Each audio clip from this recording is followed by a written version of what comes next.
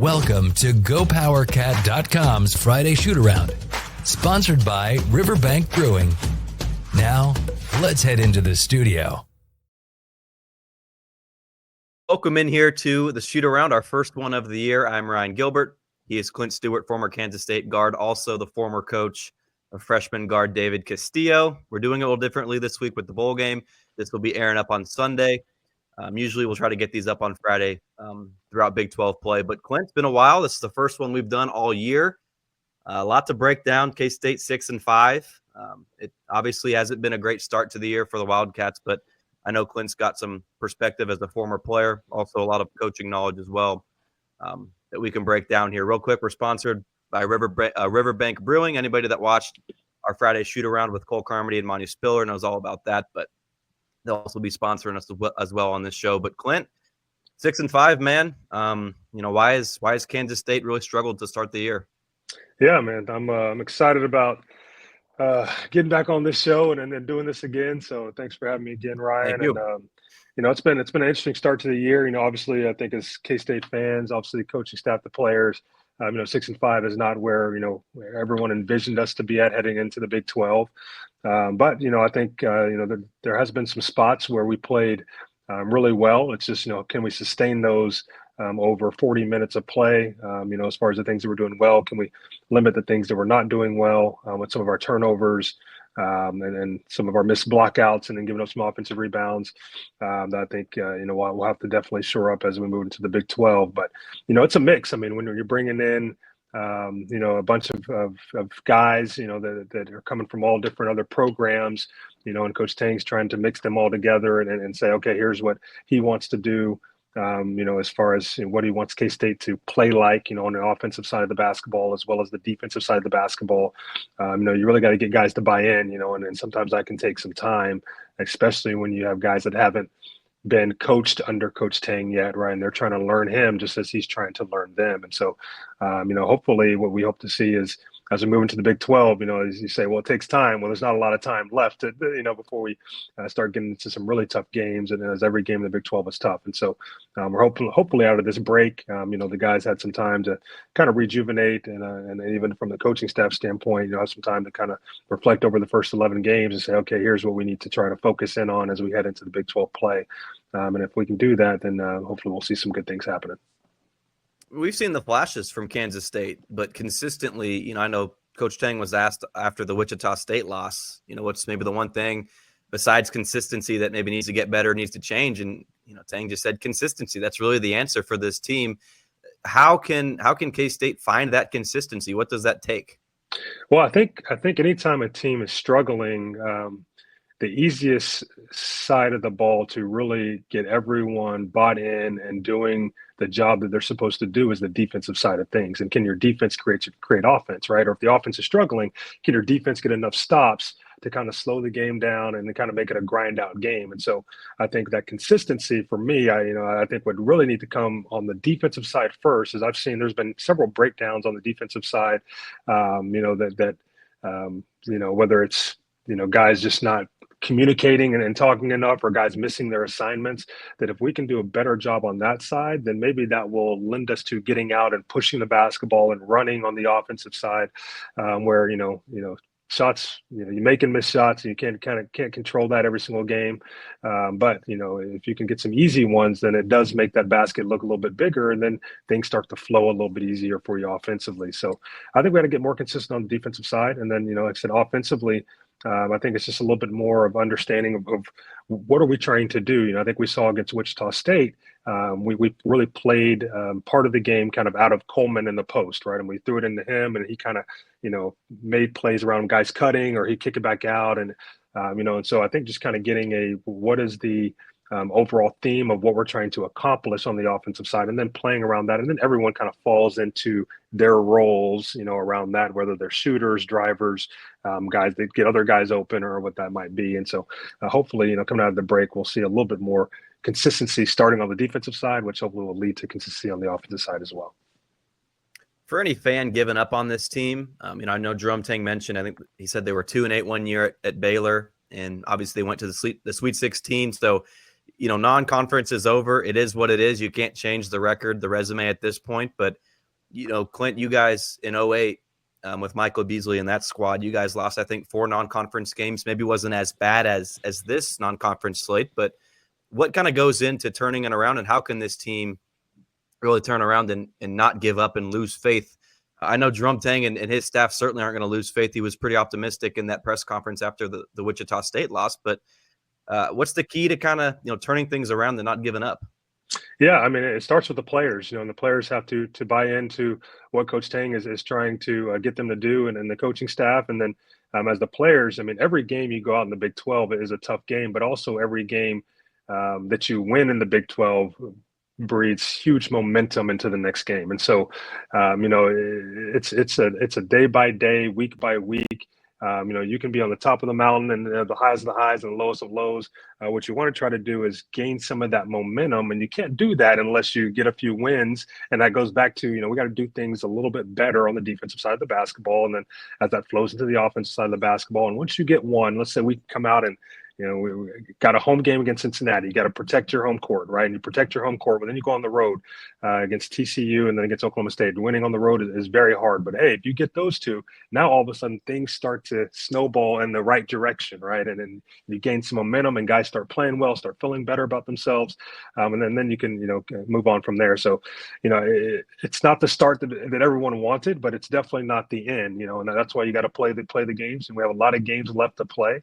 The great thing about the Big 12 is we have the best conference in basketball, and so we can, we can make up ground. Now, is it going to be easy? No, it's not going to be easy, but we can make up ground if we do gain some of that momentum and roll with it and get some big wins in the conference. Got to win away from home. Kansas State's lost 10 games, true road games, dating back to last season, and so the opportunities are there. This team can get better, all at once, but winning away from home, kind of especially where that resume is at right now. You can beat KU, Iowa State, all you want at home, but to build that momentum, that's going to start obviously with some wins, but some away victories. So it's a good point. This team really hasn't done too hot outside of Bramlage Coliseum. And I know that you've been on hand. You were in Kansas City for the Drake game. You've been up to Manhattan a few times, right, for games. Yeah. Is there anything differently that you've seen watching in person that maybe you didn't see, or an average fan may not see just watching it on TV? Yeah, I mean, I would say, watching it and kind of just seeing how things have unfolded, and then going back to some of the defensive side of the basketball, and some of the breakdowns that we've had. I think some of it, I think, just comes to communication. There's some times I've seen with like handoffs and things where and not even all sometimes handoffs. Sometimes it's just kind of a brush screen where one guy thinks we're switching and another guy thinks we're not switching, and then that lends to someone being open and getting an open shot, or getting an open drive and penetration kick to another shot. And so I think that's where, some of those breakdowns are happening. And when you're at the game, I think one thing you should be able to hear is, especially if you sit close to the court, you should be able to hear the players talking all the time, and communicating to one another all the time. And so, hopefully we'll have a little bit more communication coming outside the break, and that will help our defensive end of the basketball. And so we can get stops on that side. And then that'll obviously flow us into, a better offense as far as getting out and running and pushing the ball in transition. Because when you have guys like Brendan Hausen, I mean, when he's in transition, that's when he's the most dangerous, right? I mean, once you get into the half court, especially in the Big 12, I mean, teams, they're going to know every single play you're going to run, right? They know that he's a shooter. Okay, we're not going to leave him, all right? But in transition is where he can get to spots quickly and get open, and guys are trying to rush out to him, and now he can get a shot fake. They're going to jump, and now he can get a wide open shot. And so we have to get in transition a little bit more, and I think that's going to start on the defensive end of the basketball. I've been to, every game, Virgin Islands, New York, Wichita, obviously the games here in Kansas. And yeah, you just, some things you see things on social media, people are complaining about this, and, some of it's not true. Like I go back to that Liberty game. That's a quality team that I would expect to see in the NCAA tournament. So the resume, when you really look into it, Clint, there are no bad losses for Kansas State. All those teams are not going to be embarrassing to have on your resume come Selection Sunday, if that conversation is there in March. But the problem here for K-State's resume, Clint, is there's really no signature or marquee win. So you mentioned it earlier, though, that you can make up that ground in the Big 12. Yeah, that's right, and I think you hit it on the head. There's really no marquee win. There's no true bad losses at the moment, and so we have to get some marquee wins, and then we got to stay out of some of those bad losses. And I won't say bad in the Big 12 because there's really no bad team in the Big 12, but there's going to be teams. It's the Big 12. I think there's 16 teams now, and so there's going to be teams that is there 16 or 20? There's so many. I think 20 games, 16 teams. There we go. So there's going to Yep. be teams that are going to someone's going to finish 16th, right? And so one thing we got to make sure that's not us for one, but then two, we got to make sure that if we play that team twice, we want to make sure we have two wins against them, right? You don't want to have a loss against a team that finished last in the conference, and so and then you got to go get some big ones, as you mentioned, the KU. I mean, Cincinnati's ranked, and so there's going to be some big games down the line. Baylor, Houston, obviously, we have them at home, and so some big games that we can go, build our resume on, but we're going to have to go and play really well.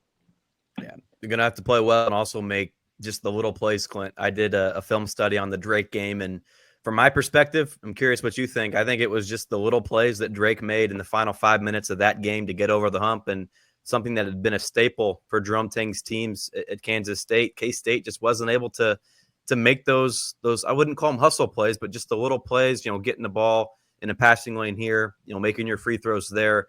Was that kind of what you saw in that Drake game, just within the final 5 minutes, the overtime period where Jerome Tang, finally lost a game in overtime at Kansas State?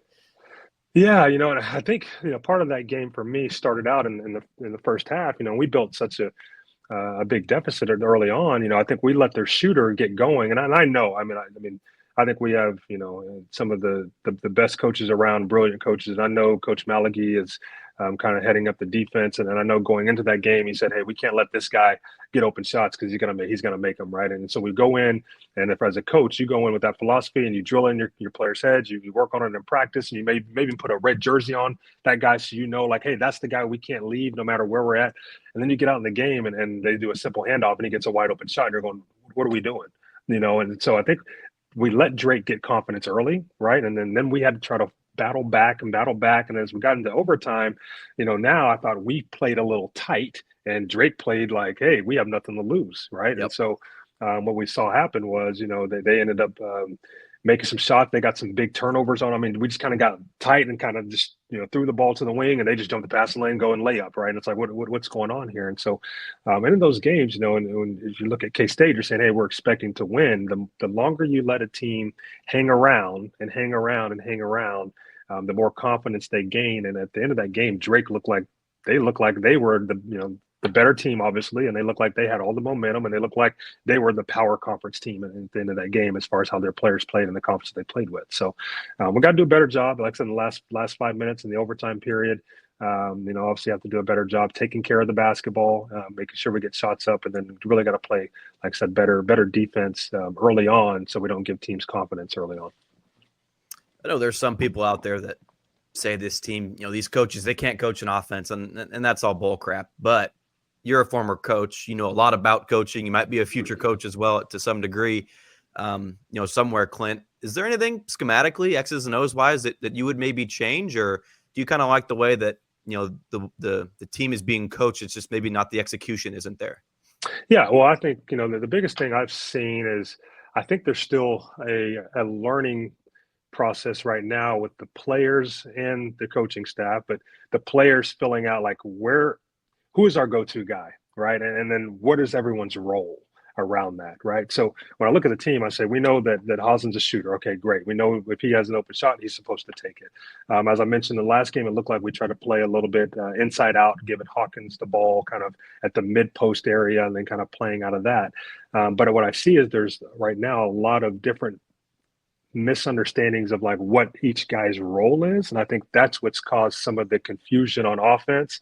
I think Doug, and there's been moments that Doug has played really well, right? And there's been moments where Doug has looked kind of lost and not really knowing like, okay, should I have the ball? Should I be the one kind of initiating the offense? Should I not?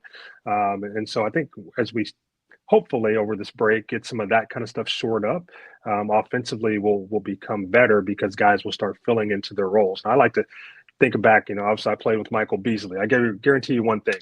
I knew this. If Beasley was on the court, my job as the point guard was to get Beasley the ball. Right? I mean, that was our number one, number two, and number three option. Right. And then number four was Bill Walker. He was 4 and 5. And then everyone else got to eat out of that. Right. And so we had distinct roles. And I knew what my job was. Hey, if I come off the ball screen, yeah, if I'm open, great, shoot it. Okay, cool. But if not, look, I got to swing it back and we got to get him the ball inside. If he's calling for it and I don't throw it to him, Frank was going to say something, right? Like, hey, what are you doing? Hey, that's why Jacob put pulls in, get pulled into the game. So, and so I think as guys start to understand their roles, and hopefully some of that was lined out over this break, then you'll see offensively we'll play a little bit better. Is it with today's day and age with so many newcomers? Do you like the offense, the 5-out, kind of system that K-State has, or do you maybe just have to go to something simpler for guys, an offense or a system that's quicker to learn? Do you think that no matter what you do, it's always going to take time with so many newcomers? Yeah, I think I like the 5-out offense, and with my high school teams, we've kind of dibbled in and out of that as well. I think the way that Coach Tang, from my understanding, likes to play, and how they also played at Baylor quite a bit, was a lot of just kind of free flowing, right? And the guards kind of make plays, right? And when you have great guards like some of those Baylor teams had, I mean, they were able to just make plays out of ball screen and things of that nature. And that's how, as a player, that's how players want to play. Like I want to play just free flowing motion offense, right? I have freedom, and that's what the one thing that players say is I want freedom. But I do think when you bring in, guys that come from all different backgrounds and they have not played together, sometimes that freedom can lend to a little bit of tension of just like, who's shooting the ball, who's getting what shots, who should be shooting the ball, right? Or there's been possessions where it's like, hey, no one kind of does shoot the ball, and then we end up the ball, last 5 seconds, and someone has to just kind of throw it up there, right? Because there's no flow in who's supposed to be doing what. And so there probably is a great balance between some of that free-flowing offense and letting guys play, and then also some structure to, sets, right? And then in these sets, here's the guys we want to get the ball in these certain spots so then we can be effective, right? And so, I think that's probably some of the struggles offensively, and then hopefully over this break, we'll see a few more kind of sets where guys kind of know this person's getting the basketball in this spot, and we're playing out of that. And like I said, we saw some of that, I thought, in the Wichita State game with Coleman Hawkins in the post. And as guys start to understand that, then they get a better sense of where they're going to get their shots and a better sense of how the offense should move, right? And then it just makes everything a little bit better. So hopefully we'll see some of that as they move into the Big 12 play. Clint, we'll talk about Big 12 play. I want to ask you about a couple of lineup questions. We'll get into a couple of individual players as well. But first, we'll be right back here after a quick break. It's time to take a break for our sponsors. We'll be back with more from GoPowerCat.com. Nestled in the heart of beautiful and historic Council Grove, Kansas, Riverbank Brewing is the perfect place to stop before or after the game. Riverbank Brewing, located in downtown Council Grove.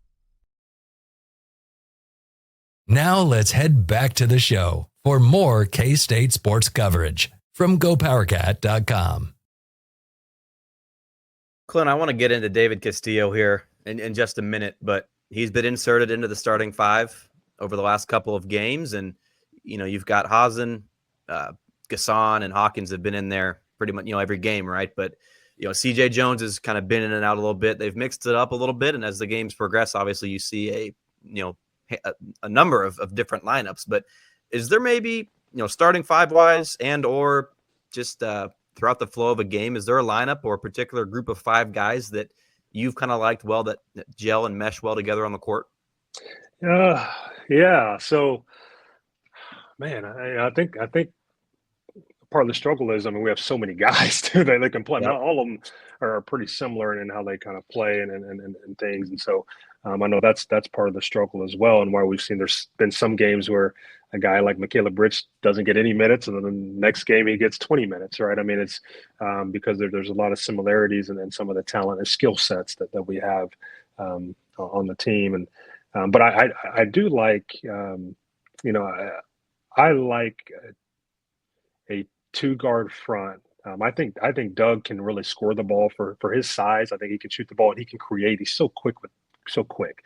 And when he's playing well, I think we play a little bit better when he's kind of playing well and orchestrating some things. I think David probably does a better job of like moving the basketball, right? And getting guys where like it doesn't just stick, right? He gets in there, he comes off the ball screen, he's throwing it back a hook past it to the big, and the ball's flowing a little bit better. And so when you have those two guys out there and you have a guy with Doug, who's also a good passer, but is probably a better scorer at this point in time in his career, and then David, who can help the ball not stick and help move and help guys not just kind of take it and think they got to go do something with it. And then you put guys around him like Hawkins, who is obviously, as we learned, is a good passer and playmaker, as well as Gasson, who's I think a matchup nightmare for a lot of teams, just kind of the way he plays and with things that he's able to do. And then you have shooters with Max Jones and with Hazen. I think that's to me, just kind of watching so far has been when I thought we've kind of looked maybe our best, right? I mean, and then you have someone like CJ Jones, who I think he's kind of better at scoring it on his own. And that's where he needs to get out in transition and push the basketball. And so he can get downhill and get to the rim a little bit easier. And then Michaela Bridges hitting threes, then, I mean, he can do it all, right? And so seeing him be able to hit threes the last game, I thought that was a great bonus. But I think if we have kind of the two guard front where you have one is more of a scorer, one is more of a distributor, or kind of not necessarily looking to get thrown, doesn't mean they can't score, because everyone's out there has to be a threat. But then you have, the ball, I think, just not sticking and moving a little bit better. And then everyone touches the basketball and things start to happen magically, because guys feel good about it. And so I think that's kind of what I've seen, kind of work the best so far.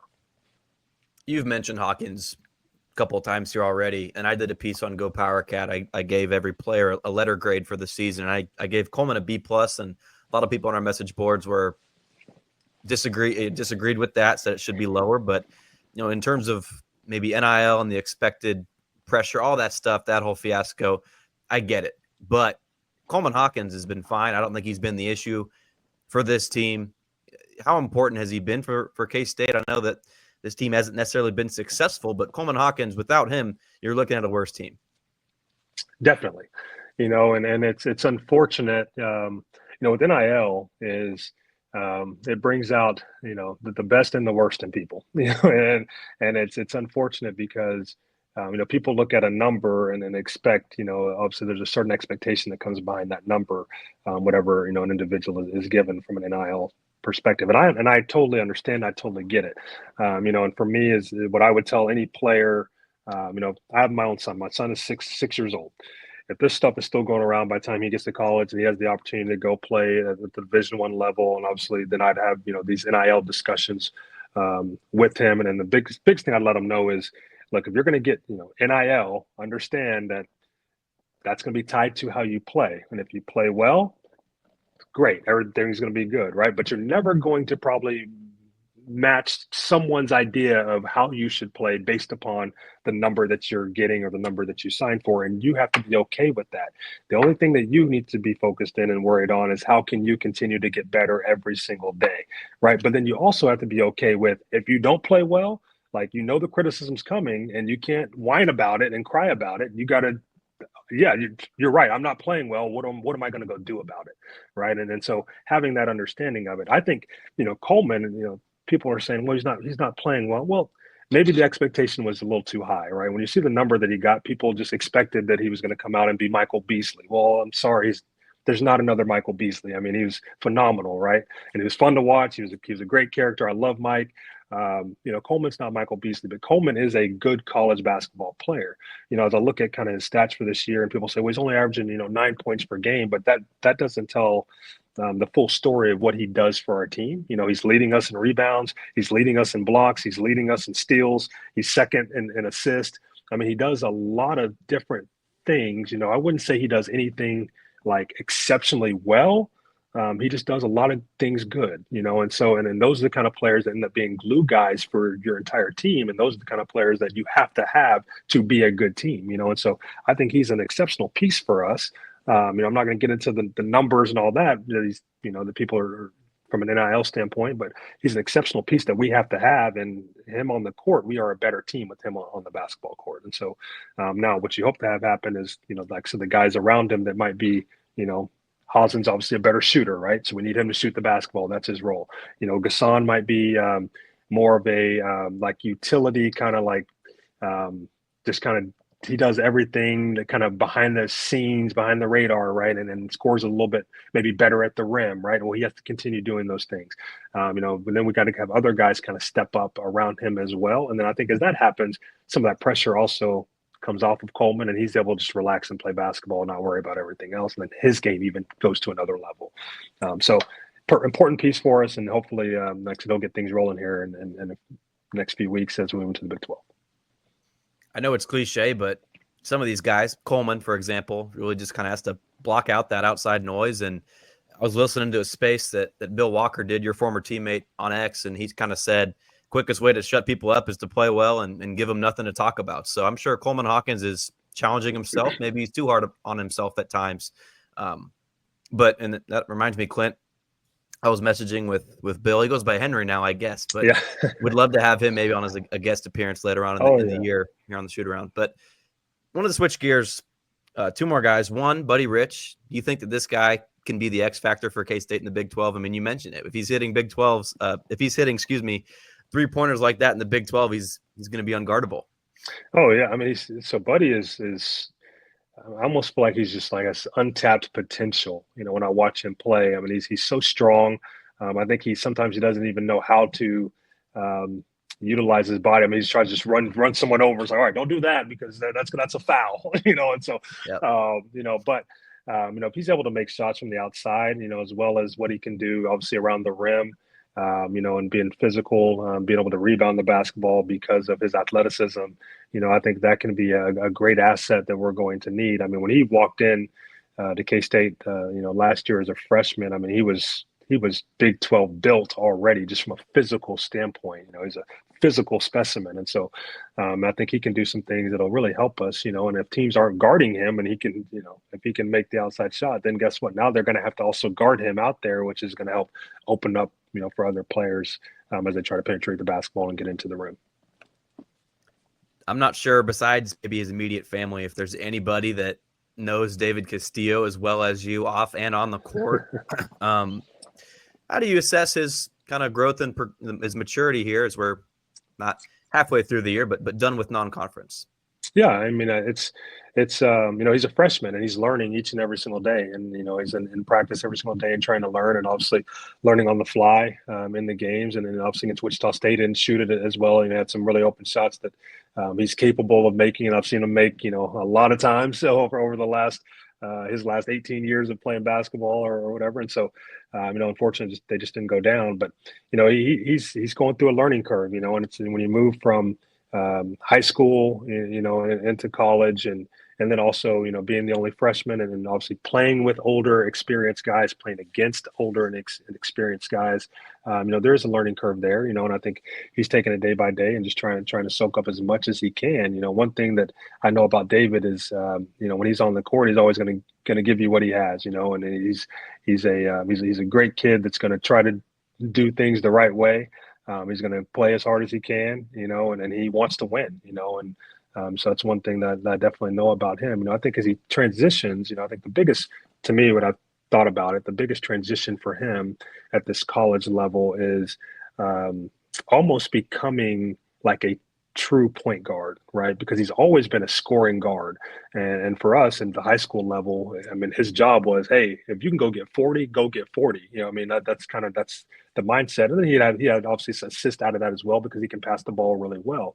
Well, at this level, and especially as a freshman, right, and coming into this role where it's not just him scoring, where honestly, we don't need him scoring a lot, right? We need him making open shots when he's open. But other than that, I think he's more of a role of how can he help other guys get into the flow of the game? How can he help our offense out by getting us set up? And then how can he guard on the defensive end and setting the tone of guarding, the other team's point guard? I think, those are kind of the transitions that he's trying to go through this year, and also trying to do what Coach Tang wants him to do. And then as that grows, then obviously next year, guess what? His role becomes bigger, and the year after that becomes bigger. And then that's kind of how things work, And so got to be patient, and I kind of liken it to, Jacob Pullen, and the thing we think about Jacob Pullen, everyone talks about Jacob and what Jacob, really did basically his last 2 years at Kansas State, where he was phenomenal and obviously ended up being our all-time leading scorer. But a lot of people don't know or don't remember. They say, "Oh, yeah, I remember Clint, when you played. Yeah, you played Michael Beasley. Yeah." Jacob Pullen was on that team as well as a freshman, and Jacob came off the bench for a lot of the games, and kind of there are times where we played together, and there are times where we subbed in for one another. But he went through a tremendous learning curve, and especially with Frank. I mean, Frank held him accountable, and Frank was on him every single day.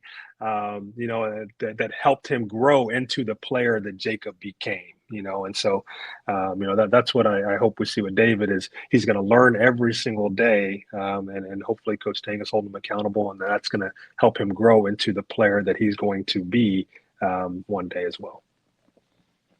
A couple of things before we wrap up, just a look ahead. And I know we talked about why is K-State 6-5, why have they struggled? So this kind of goes along with that, but we'll get to Cincinnati here in just a moment. But generally speaking, 20 games coming up in the Big 12. What needs to change for this team to get over the hump and start winning?